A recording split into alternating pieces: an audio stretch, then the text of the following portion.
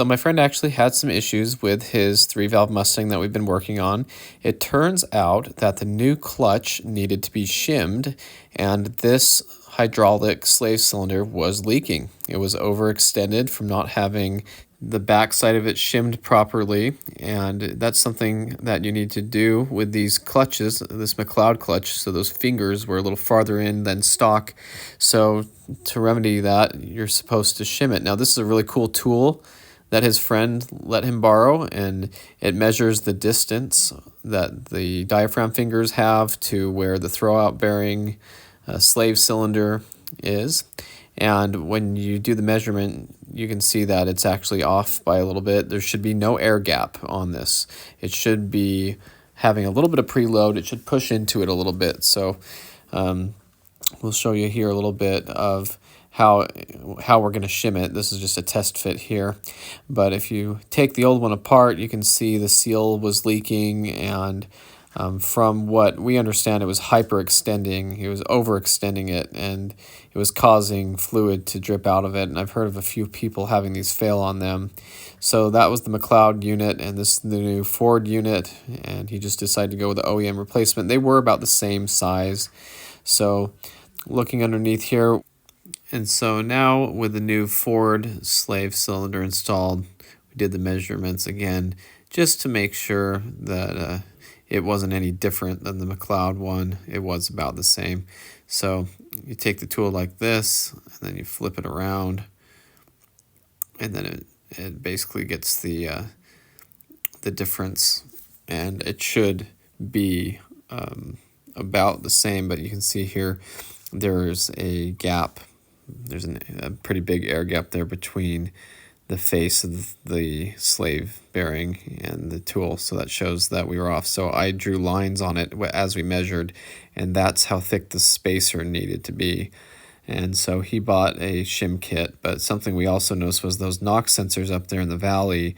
When we pulled the transmission down, one of the plugs didn't get unplugged, and it just pulled the wires right out of it. So he went ahead and bought a new one. And with this Ford Racing Intake manifold, you can actually reach in there while the transmission's off, and I reached up in there and unbolted those knock sensors. So here's the new one, and here's how the colors go, because we could have just put it back together, but we didn't know what the colors were on it. We depinned the old one, and we could have easily fixed it, but he decided that it's safer just to buy a new one, especially because we'd have to take off the intake manifold if it was wrong or whatever.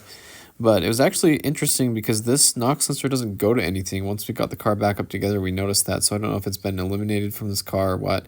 But here are the shims. This is the thicker one, and this is the size that we measured and the one we went with. And it came in a kit of a few of different sizes. And it's actually recessed in here, but it does shim it out, and it makes it so that slave bearing is touching the diaphragm fingers, and when you bolt the transmission down, it did push some fluid out of the top part of the bleeder valve. So we know that it does not have an air gap anymore. So we went back and we tested it again with the tool to make sure that once it's shimmed that it's not gonna have any air gaps left, and sure enough it was just right. And so that's a lot better than it was, and so we are a lot happier with that. So that's something I learned. I haven't really done much with hydraulic clutches before.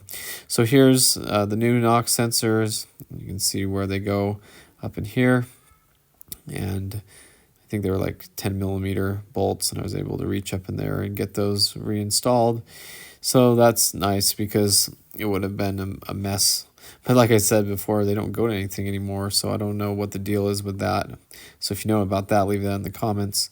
So I lifted the transmission back up with the jack, got everything lined up, and here we go for the startup.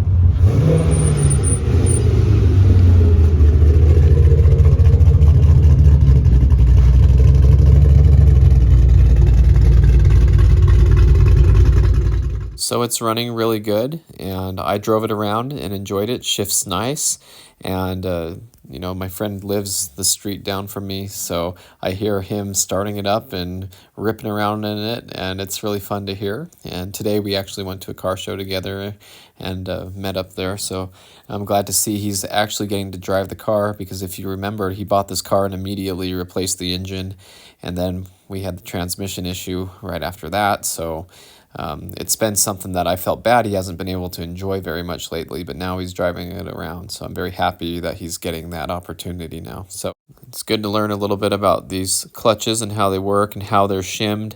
With the older cable-driven clutches like the ones I'm used to, you would shim the pivot ball to get the clutch fork in the right place and everything. And so I guess in this case, it was a difference with a big shim that goes behind the slave cylinder. So I'm glad to learn something I didn't consider or know about before, but the later S197s and the S550s and stuff have this potential issue. So something good to know, something to look into. So thanks for watching. I hope you enjoyed this video, and stay tuned for more Mustang content.